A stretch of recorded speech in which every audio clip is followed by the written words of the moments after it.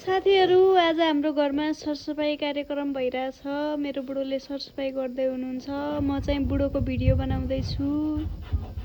बुढोलाई चाहिँ सरसफाई एकदमै धेरै मन पर्छ।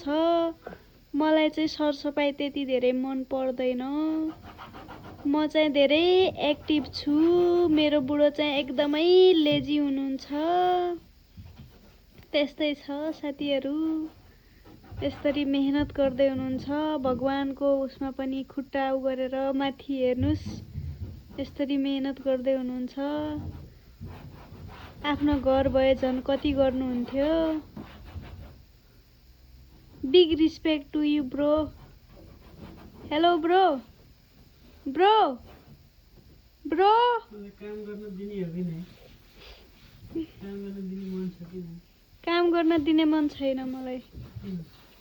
तपाईसित बोल्ने मन छ मलाई। भुइँ त सफा गर्थे सिलिङ समेत छोड्नुहुन्न के मेरो बुढोले। ल आफै सोच्नु बुढोलाई कति सरसफाई मन पर्छ। कति क्लिन मन पर्छ। वाह वाह भाइ वाह वाह वाह।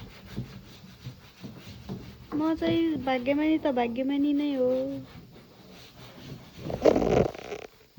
यस yes yes yes baby yes yes you can do it. Yes baby yes yes yes come on baby come on baby come on baby come on yes yes yes you can do it. Very good baby come on baby come on yes yes yes that's like my boy. Very good ल माथिको ceiling चाहिँ सफा भयो भुइँ पनि सफा भइसक्यो। अब 1 महिनालाई ढुक्क। अब अर्को महिना चाहिँ फेरि बुढोले माथि सिलिङ सबै सफा गरेर चिटिक्क पारेर राख्नुहुन्छ। धन्यवाद।